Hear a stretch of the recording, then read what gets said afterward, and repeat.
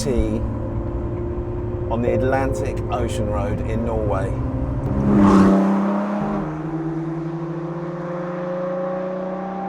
Ford GT on this road is just out of this world, it really is.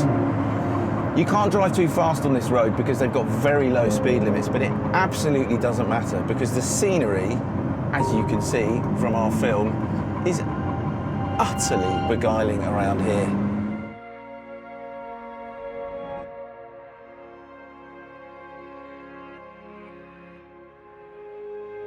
The Atlantic Ocean Road on the west coast of Norway is truly one of the world's most incredible roads. And originally it was meant to be a railway line, not a road at all.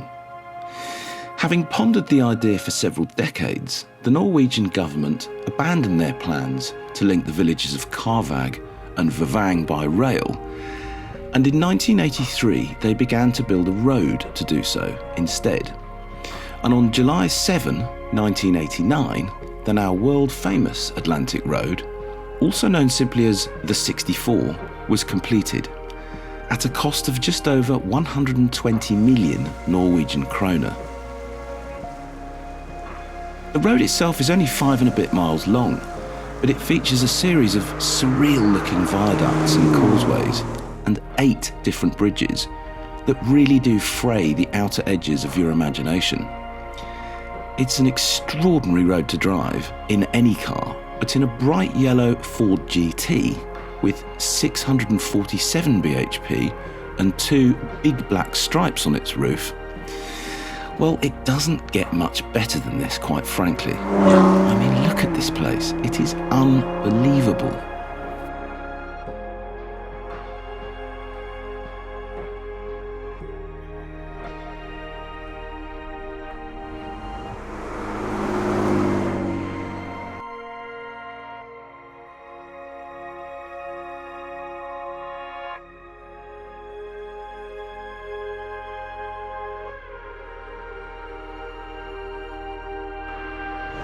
I don't know, I'm not sure there are many more beautiful places on Earth, and I'm not sure there are many better, more beautiful roads on Earth than the Atlantic Ocean Road. So anyway, part 2, we need to get up to the Arctic Circle Raceway to go and break the lap record.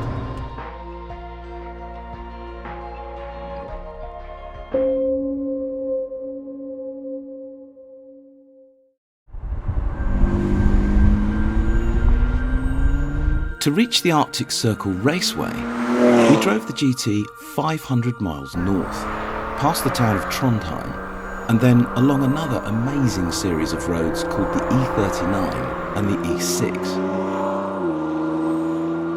And I have to be honest, it really was an absolute blast. The GT looked and sounded and just was a quite incredible thing to witness on those roads.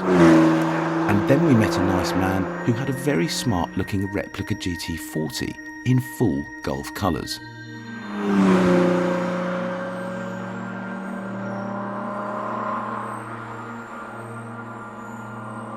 The Arctic Circle Raceway is the northernmost racetrack in the world, and it sits just 19 miles outside the Arctic Circle itself.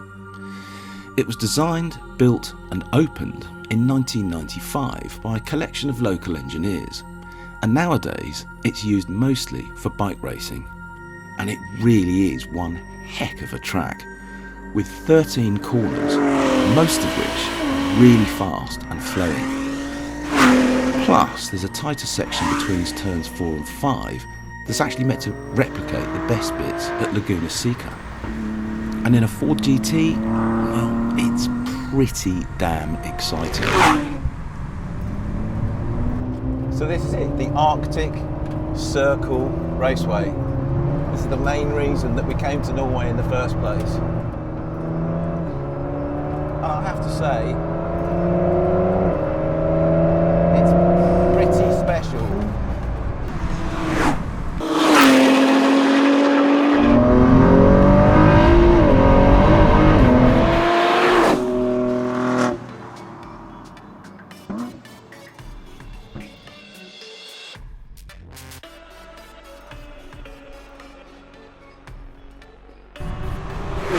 With 647 bhp from its 3.5 litre twin-turbo V6, the GT has massive straight-line performance for sure. But if anything, it's the car's aerodynamic qualities that distinguish it most relative to other road cars. And this is what makes it so rapid around a circuit like the Arctic Circle Raceway.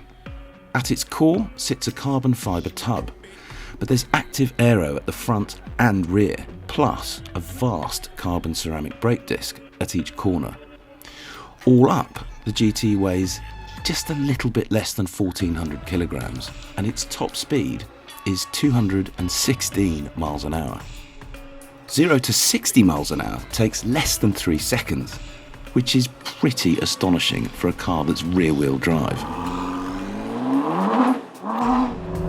But the grit this car has got, the composure it's got,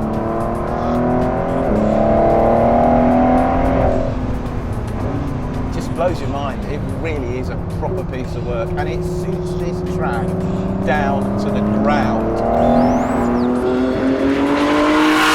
The main reason we came here, all this way, to within 15 kilometres of the Arctic Circle, is to try and set a new lap record for this track. The current record stands at 1 minute 41 seconds. I'm not going to try and break that record for Ford, but I know a man who is, and I know a man who almost undoubtedly will, and that's Stefan Mucker, one of Ford's Le Mans drivers. I think he's going to break the lap record by a huge amount, to be honest. But that's not my duty, that's Stefan's duty. So basically, over to you, Mr. Mucker.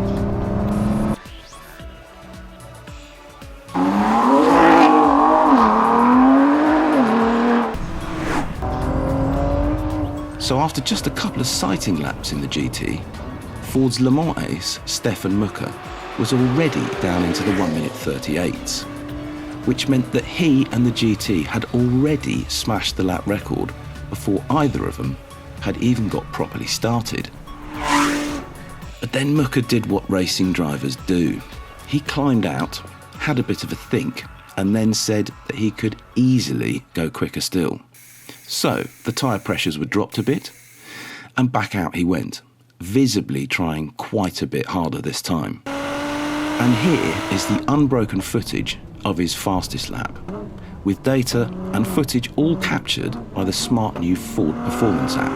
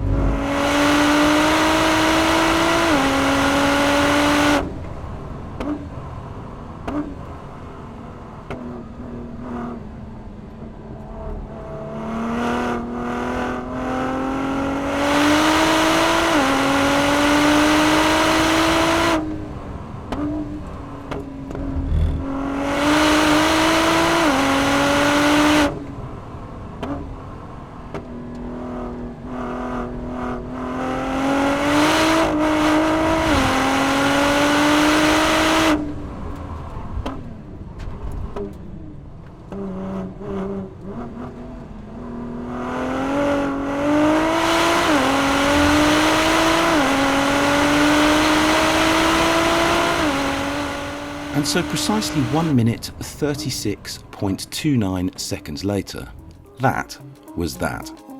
Stefan Mucker and the Ford GT had a new lap record to their names. And our week-long adventure in this incredible country with this extraordinary car was over. And with that, we put the car back in the truck, gave it one last look for good luck, and we left Norway much as we'd found it, which is to say a very beautiful country that has some of the most extraordinary roads on earth and some of the nicest people you could ever wish to meet.